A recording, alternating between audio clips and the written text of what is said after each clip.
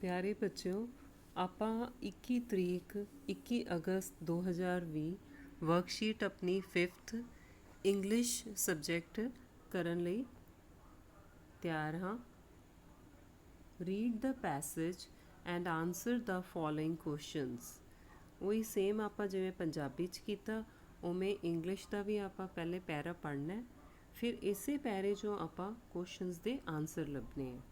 ਤਾਂ ਆਪਾਂ ਪੈਰਾ ਪਹਿਲੇ ਰੀਡ ਕਰਦੇ ਹਾਂ ਔਰ ਅੰਡਰਸਟੈਂਡ ਵੀ ਕਰਾਂਗੇ।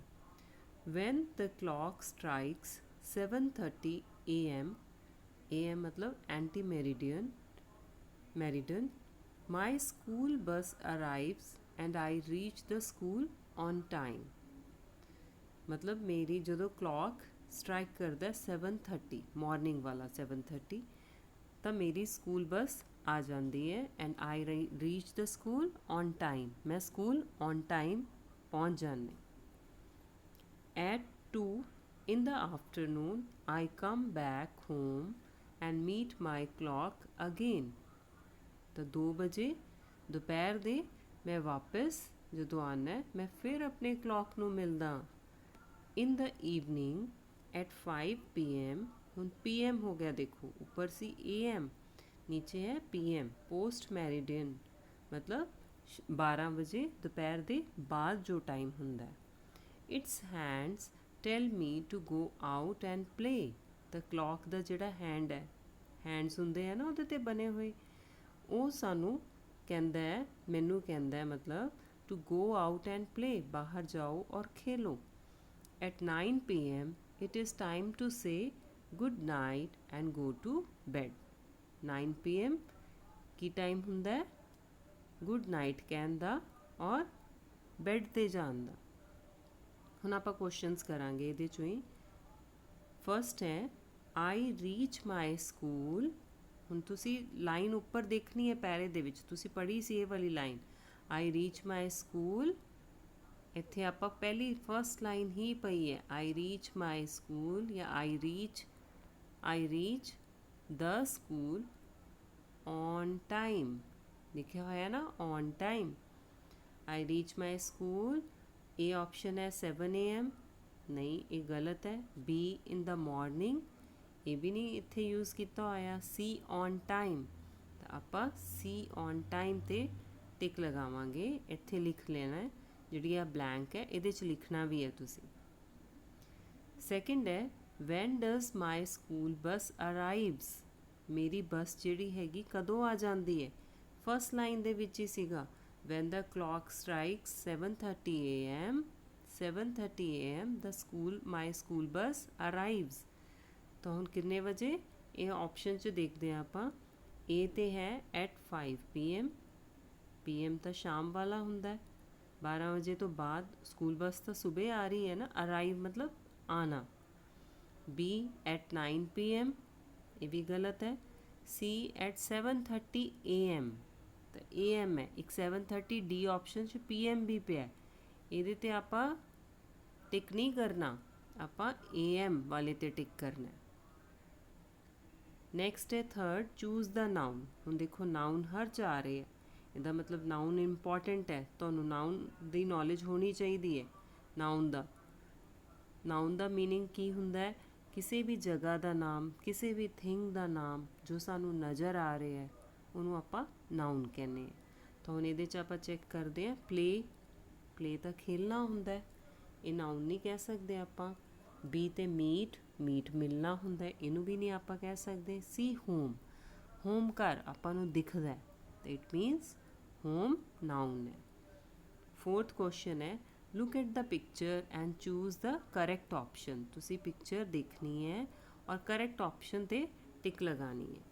तो फर्स्ट ए दे ऊपर की है मॉर्निंग, ये मॉर्निंग दा है व्यू। आ पिक्चर है ना बनी हुई, ये कदों दिखती है जी पिक्चर तुहानूं? मून कदों नज़र आ रहा हुंदा है? ईवनिंग च, आफ्टरनून। बाकी भी देखना है असी भी जिहड़ा आह व्यू है ब्लू, ये शाम नूं हुंदा है कि नहीं? आफ्टरनून नहीं। डी नाइट दे विच हुंदा है, इनू टिक करांगे असी। फिफ्थ क्वेश्चन है what do I say while going to bed at night. ਜਦੋਂ ਰਾਤ ਨੂੰ ਬੈੱਡ ਦੇ ਉੱਪਰ ਜਾਂਦੇ ਹੋ ਤਾਂ ਤੁਸੀਂ ਕੀ ਬੋਲਦੇ ਹੋ? ਇਹ ਤਾਂ ਤੁਹਾਨੂੰ ਸਾਰਿਆਂ ਨੂੰ ਪਤਾ ਹੈ। ਵੈਰੀ ਗੁੱਡ, ਗੁੱਡ ਨਾਈਟ ਕਹਿੰਦੇ ਹਾਂ ਅਸੀਂ। ਤਾਂ ਇੰਗਲਿਸ਼ ਦਾ ਵੀ ਆਪਾਂ ਕੰਪਲੀਟ ਕਰ ਲਿਆ। ਤੁਸੀਂ ਸਾਰੇ ਬੱਚਿਆਂ ਨੇ ਇੰਗਲਿਸ਼ ਦਾ ਕੰਮ ਆਪਣੀ ਪਹਿਲਾਂ ਇਹਨੂੰ ਸਮਝਣਾ ਹੈ, ਪੈਰੇ ਨੂੰ ਰੀਡ ਕਰਨਾ ਹੈ। ਕੋਸ਼ਿਸ਼ ਕਰੋ ਇਹ ਵਾਲਾ ਜਿਹੜਾ ਕੰਮ ਹੈ ਤੁਸੀਂ ਆਪਣੀਆਂ ਕਾਪੀਆਂ 'ਤੇ ਨੋਟ ਕਰਕੇ ਜੇ ਡੇਲੀ ਕਰੋਗੇ ਤੁਹਾਡੀ ਪ੍ਰੈਕਟਿਸ ਹੁੰਦੀ ਜਾਊਗੀ, ਤਾਂ ਜਦੋਂ ਕੁਇਜ਼ ਆਊਗਾ ਤੁਹਾਨੂੰ ਤਿਆਰੀ ਦੀ ਲੋੜ ਹੀ ਨਹੀਂ ਪੈਣੀ। ਇਹੀ ਤੁਸੀਂ ਦੁਬਾਰਾ ਕਰ ਲਓਗੇ ਤੇ ਇਹਦੇ ਨਾਲ ਹੀ ਤੁਹਾਨੂੰ ਜਿਹੜਾ ਹੈਗਾ ਕਲੀਅਰ ਹੋ ਜਾਏਗਾ। ਨੈਕਸਟ ਆਪਾਂ ਚੱਲਦੇ ਹਾਂ ਹਿੰਦੀ ਉੱਪਰ। ਹਿੰਦੀ 'ਚ ਵੀ ਸੇਮ ਜਿਹੜੀਆਂ ਲੈਂਗੁਏਜ ਹੈ ਉਹਨਾਂ 'ਚ ਆਪਾਂ ਸੇਮ ਇਹੀ ਕਰਨਾ ਹੈ, ਪੈਰਾ ਰੀਡ ਕਰਨਾ ਹੈ और पैरे 'ਚ ही सानू जोड़े हैगे आंसर मिल जाएंगे। निम्नलिखित पैरे को पढ़कर प्रश्नों के उत्तर लिखिए। गांव में एक चरवाहा रहता था। वह रोज़ बकरियां चराने जंगल की ओर जाता था। वह अक्सर अपने घर वालों, मित्रों, पड़ोसियों के साथ मजाक करता रहता था। एक दिन जब वह बकरियां चरा रहा था तब उसने सोचा क्यों ना गांव वालों से मजाक किया जाए। ऐसा सोचकर चरवाहा जोर जोर से चिल्लाया, शेर आया, शेर आया। गांव वाले चरवाहे की आवाज़ सुनकर जंगल की ओर दौड़े। गांव वालों ने चरवाहे से पूछा, शेर कहाँ है? चरवाहे ने हंसते हुए कहा, मैं तो बस मजाक कर रहा था। दूसरे दिन भी उसने वही मजाक किया। गांव वाले समझ गए थे कि चरवाहा उनके साथ मजाक कर रहा है। कुछ दिन बाद सचमुच में एक शेर आया। वह चिल्लाने लगा, लेकिन कोई भी उसकी मदद के लिए नहीं आया। गांव वालों ने सोचा कि चरवाहा फिर से मजाक कर रहा है। इस बार चरवाहा फंस गया। शेर ने उसे पकड़ लिया और मार डाला। तो ये कहानी सबको समझ में आई। अब इसमें प्रश्न है, बकरियां चराते हुए चरवाहे ने किससे मजाक किया था? जब बकरियां चराते हुए चरवाहे ने किससे मजाक किया था? ये ऊपर आपने पढ़ा ना पैरे में। क पे है अपने मित्रों से, ख अपने पड़ोसियों से, ग अपने गांव वालों से, घ अपने घर वालों से। तो उसने मजाक किससे किया था? गांव वालों से किया था ना मजाक। ये वाली हमारी पैरे में भी पढ़ा, क्यों ना गांव वालों से मजाक किया जाए। तो इसका मतलब ग पे अपने गांव वालों से उसने मजाक किया। यहाँ पे हम सही की निशानी लगा देंगे। दूसरा प्रश्न है, चरवाहा अपनी किस आदत के कारण मुसीबत में फंसा? अब ये तो हमने सारी इसमें जो पैरा पढ़ा है वहाँ से क्लियर हो गया, क्योंकि उसने झूठ बोला था। वो आदत, झूठ बोलने की आदत पड़ गई थी ना उसको। क पे है जोर जोर से चिल्लाने की आदत के कारण, नहीं। ख झूठ बोलने की आदत के कारण, ये थी उसकी। ग चालाकी करने की आदत के कारण, घ झगड़ा करने की आदत के कारण। तो इनमें से ऑप्शन ख ठीक है। उसको झूठ बोलने की आदत पड़ गई थी ना, हर रोज़ वो झूठ बोल के बुलाता था गांव वालों को। तो जिस दिन असली में शेर आया उस दिन उसे कोई बचाने नहीं आया। सबने सोचा कि मजाक ही कर रहा होगा आज भी वो, क्योंकि उसने झूठ बोला था। तो ये वाली ऐसे झूठ नहीं बोलना किसी ने भी। तीसरा है, चरवाहा शब्द से आप क्या समझते हैं? क लकड़ी काटने वाला, नहीं। ख जंगल में रहने वाला, ये भी नहीं है। ग बकरी चराने वाला, ये हमने पढ़ा था ना। घ सबसे मजाक करने वाला, मजाक करने वाले को हम चरवाहा नहीं कहते। तो चरवाहा हम किसको कहते हैं? ऊपर यहाँ पे आया था ना सबसे, गांव में एक चरवाहा रहता था। वह रोज़ बकरियां चराने जंगल की ओर जाता था। तो चरवाहा किसको बोलते हैं हम? जो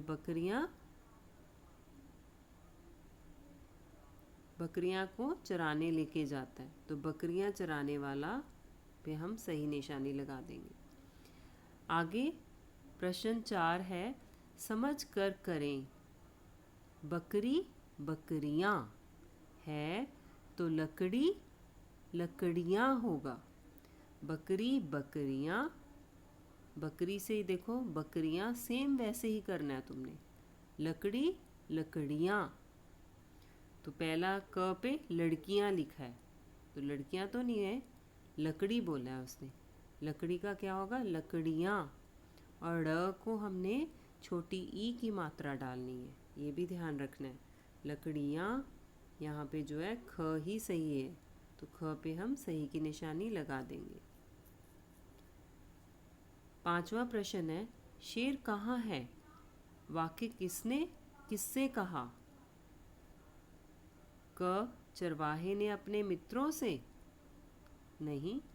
ख, चरवाहे ने गांव वालों से? ये भी नहीं। ग, गांव वालों ने चरवाहे से? तो गांव वालों ने चरवाहे से पूछा था ना, जब उसने चिल्लाया था चरवाहा कि शेर आया शेर आया, तो गांव वाले जब भागे आए उन्होंने पूछा कहाँ है शेर, शेर कहाँ है? तो ये किसने पूछा था? गांव वालों ने चरवाहे से पूछा था, तो ग पे हम सही लगा देंगे। तो आपका हिंदी का भी हो गया इसमें पैस में। अब नेक्स्ट है हमारा विषय वातावरण सिक्ख्या। ਇਹ ਹੁਣ ਆਪਾਂ ਕਰਾਂਗੇ। ਪਹਿਲਾ ਪ੍ਰਸ਼ਨ ਹੈ, ਤੁਸੀਂ 5ਵੀਂ ਪਾਸ ਕਰਨ ਤੋਂ ਬਾਅਦ ਨਵੇਂ ਸਕੂਲ ਵਿੱਚ ਦਾਖਲਾ ਲਿਆ ਹੈ।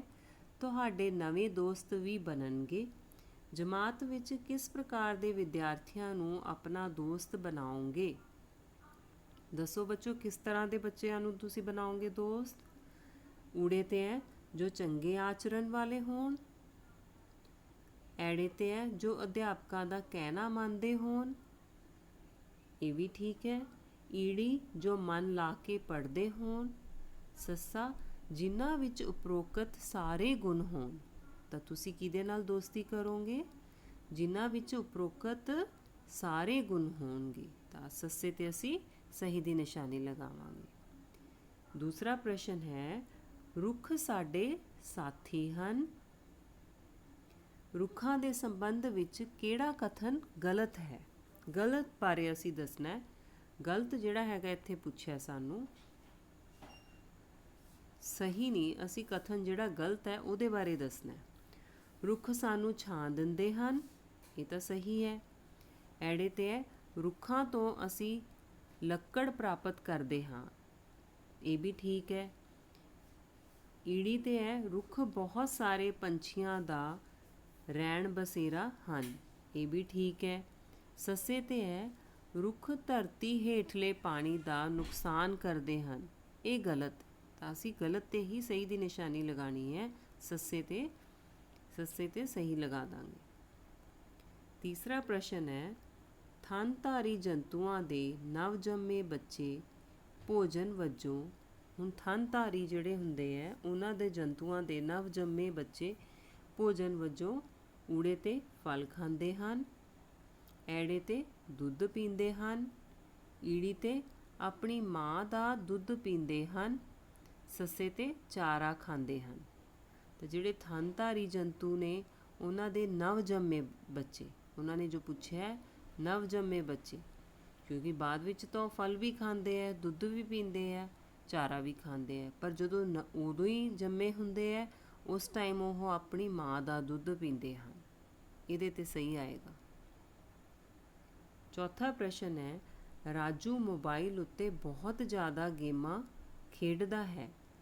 ਕੁਝ ਸਮੇਂ ਬਾਅਦ ਉਸ ਡੈਸ਼ ਊੜੇ ਤੇ ਦੀ ਸਿਹਤ ਚੰਗੀ ਹੋ ਸਕਦੀ ਹੈ। ਜਿਹੜੇ ਬੱਚੇ ਫ਼ੋਨ ਦੇ ਉੱਪਰ ਜ਼ਿਆਦਾ ਗੇਮ ਖੇਡਦੇ ਹਨ ਉਹਨਾਂ ਦੀ ਸਿਹਤ ਚੰਗੀ ਹੋ ਸਕਦੀ ਹੈ? ਨਹੀਂ। ਦੀਆਂ ਉਂਗਲਾਂ ਖਰਾਬ ਹੋ ਸਕਦੀਆਂ ਹਨ? ਹਾਂ, ਇਹ ਹੋ ਸਕਦੀਆਂ। ਦੀ ਅੱਖਾਂ ਦੀ ਨਜ਼ਰ ਕਮਜ਼ੋਰ ਹੋ ਸਕਦੀ ਹੈ? ਇਹ ਵੀ ਹੋ ਸਕਦੀ ਹੈ। ਦੀ ਚਮੜੀ ਖਰਾਬ ਹੋ ਸਕਦੀ ਹੈ। ਤਾਂ ਇਹਨਾਂ 'ਚੋਂ ਦੀ ਸਿਹਤ ਚੰਗੀ ਹੋ ਸਕਦੀ ਹੈ। ਉਹ ਕਹਿੰਦਾ ਰਾਜੂ ਮੋਬਾਈਲ ਉੱਤੇ ਬਹੁਤ ਜ਼ਿਆਦਾ ਗੇਮਾਂ ਖੇਡਦਾ ਹੈ। ਕੁਝ ਸਮੇਂ ਬਾਅਦ ਕੀ ਹੋਊਗਾ? ਉਸ ਦੀ ਸਿਹਤ ਚੰਗੀ ਹੋ ਸਕਦੀ ਹੈ? ਤਾਂ ਹੋ ਨਹੀਂ ਸਕਦਾ। ਦੀਆਂ ਉਂਗਲਾਂ ਖਰਾਬ ਹੋ ਸਕਦੀਆਂ ਹਨ। ਦੀ ਅੱਖਾਂ ਦੀ ਨਜ਼ਰ, ਇਹਨਾਂ ਸਾਰਿਆਂ 'ਚੋਂ ਆਪਸ਼ਨ ਈੜੀ ਜ਼ਿਆਦਾ ਠੀਕ ਹੈ। ਤਾਂ ਆਪਾਂ ਈੜੀ ਦੇ ਉੱਪਰ ਅੱਖਾਂ ਖਰਾਬ ਹੋ ਸਕਦੀਆਂ ਹਨ, ਕਮਜ਼ੋਰ ਹੋ ਜਾਣਗੀਆਂ ਜ਼ਿਆਦਾ ਮੋਬਾਈਲ 'ਤੇ ਜਦੋਂ ਗੇਮ ਖੇਡੂਗਾ। ਤਾਂ ਇਹ ਆਪਸ਼ਨ 'ਤੇ ਸਹੀ ਲਗਾਵਾਂਗੇ। ਪੰਜਵਾਂ ਪ੍ਰਸ਼ਨ ਹੈ, ਤਸਵੀਰ ਦੇਖਦੇ ਹੋਏ ਦੱਸੋ ਕਿ ਕਿਹੜਾ ਕਥਨ ਸਹੀ ਹੈ। ਤਸਵੀਰ ਦੇ ਵਿੱਚ ਕੀ ਦਿਖ ਰਿਹਾ ਆਪਾਂ ਨੂੰ? ਪੇੜ ਹੈ। ਊੜੇ 'ਤੇ ਆਪਾਂ ਪੜ੍ਹਦੇ ਹਾਂ ਕੀ ਆਪਸ਼ਨਸ ਨੇ। ਸਜੀਵ ਹੈ, ਇਹ ਚੱਲ ਫਿਰ ਸਕਦਾ ਹੈ। ਐੜੇ 'ਤੇ ਹੈ, ਨਿਰਜੀਵ ਹੈ, ਚੱਲ ਫਿਰ ਨਹੀਂ ਸਕਦਾ। ਈੜੀ 'ਤੇ ਹੈ, ਸਜੀਵ ਹੈ, ਚੱਲ ਫਿਰ ਨਹੀਂ ਸਕਦਾ। ਸੱਸੇ 'ਤੇ ਨਿਰਜੀਵ ਹੈ, ਚੱਲ ਫਿਰ ਸਕਦਾ ਹੈ। ਸਜੀਵ ਹੁੰਦਾ ਹੈ ਜੋ ਜਿਹਦੇ 'ਚ ਜਾਨ ਹੁੰਦੀ ਹੈ, ਜਿਹੜਾ ਫਲਦਾ ਫੁੱਲਦਾ ਹੈ। ਚੱਲ ਫਿਰ ਨਹੀਂ ਸਕਦਾ, ਸਜੀਵ ਹੈ ਪਰ ਇਹ ਚੱਲ ਫਿਰ ਨਹੀਂ ਸਕਦਾ। ਪੇੜ ਹੈ, ਪੇੜ ਪਹਿਲਾਂ ਪੌਦਾ ਛੋਟਾ ਹੁੰਦਾ ਫਿਰ ਵੱਧਦਾ, ਇਹਦਾ ਮਤਲਬ ਸਜੀਵ ਹੈ ਪਰ ਚੱਲਦਾ ਫਿਰਦਾ ਤਾਂ ਨਹੀਂ ਹੈ, ਇਹ ਚੱਲ ਫਿਰ ਨਹੀਂ ਸਕਦਾ। ਤਾਂ ਆਪਾਂ ਇਹਦੇ 'ਚ ਈੜੀ 'ਤੇ ਨਿਸ਼ਾਨੀ ਲਗਾਵਾਂਗੇ, ਕਿਉਂਕਿ ਨਿਰਜੀਵ ਤਾਂ ਜਿਹਦੇ 'ਚ ਜਾਨ ਹੀ ਨਹੀਂ ਹੁੰਦੀ, ਜੋ ਵੱਧਦਾ ਨਹੀਂ ਹੈ, ਜਿਵੇਂ ਦਾ ਅਸੀਂ ਬਣਾ ਦਿੰਦੇ ਹਾਂ ਉਵੇਂ ਹੀ ਰਹਿੰਦਾ। ਤਾਂ ਨਿਰਜੀਵ ਨਹੀਂ ਹੈ, ਇਹ ਹੈ ਸਜੀਵ ਪਰ ਚੱਲ ਫਿਰ ਨਹੀਂ ਸਕਦਾ ਇਹ। ਅਤੇ ਇਹਦੇ 'ਤੇ ਨਿਸ਼ਾਨੀ ਲਗਾ ਦਾਂਗੇ ਆਪਾਂ। ਹੁਣ ਤੁਹਾਡੀ ਸਾਰੀ ਅੱਜ ਦੀ ਸਲਾਈਡ ਕੰਪਲੀਟ ਹੋ ਗਈ ਹੈ ਪੈਸ ਦਾ। ਉਮੀਦ ਕਰਦੀ ਹਾਂ ਤੁਸੀਂ ਸਾਰੇ ਪਿਛਲੀਆਂ ਸਲਾਈਡਾਂ ਵੀ ਕਰ ਰਹੇ ਹੋਵੋਗੇ। ਜੇ ਤੁਹਾਨੂੰ ਅੱਜ ਨਹੀਂ ਮੌਕਾ ਮਿਲਦਾ, ਕੱਲ੍ਹ ਕਰ ਲਓ। ਪਿਛਲੀਆਂ ਸਲਾਈਡਸ ਜੋ ਰਹਿ ਗਈਆਂ, ਪਿਛਲਾ ਪੈਸ ਦਾ ਜੋ ਰਹਿ ਗਿਆ, ਸਾਰੇ ਕਰਦੇ ਜਾਓ ਨਾਲ ਦੀ ਨਾਲ। ਤੁਹਾਡੇ ਇਹ ਕੁਇਜ਼ ਦੇ ਟਾਈਮ ਬਹੁਤ ਕੰਮ ਆਉਣੀ ਹੈ। ਪਹਿਲੇ ਤੁਸੀਂ ਕਰਨਾ ਹੈ ਇਹਦੀ ਐਕਸਰਸਾਈਜ਼ ਜਿਹੜੀ ਹੈਗੀ, ਤੁਹਾਨੂੰ ਜੋ PDF ਆ ਰਹੀ ਹੈ ਪਹਿਲਾਂ ਖੁਦ ਅਟੈਂਪਟ ਕਰੋ। ਜੇ ਕੁਝ ਨਹੀਂ ਸਮਝ ਆਉਂਦਾ ਫਿਰ ਵੀਡੀਓ ਖੋਲ੍ਹ ਕੇ ਕਰਨ ਤੋਂ ਬਾਅਦ ਤੁਸੀਂ ਆਪਣੀ ਚੈੱਕ ਕਰ ਲਓ ਔਰ ਆਪਣੇ ਅਧਿਆਪਕ ਨੂੰ ਵੀ ਜ਼ਰੂਰ ਭੇਜੋ। ਓਕੇ ਬੱਚੋ, ਧੰਨਵਾਦ। ਕੱਲ੍ਹ ਮਿਲਦੇ ਹਾਂ ਆਪਾਂ।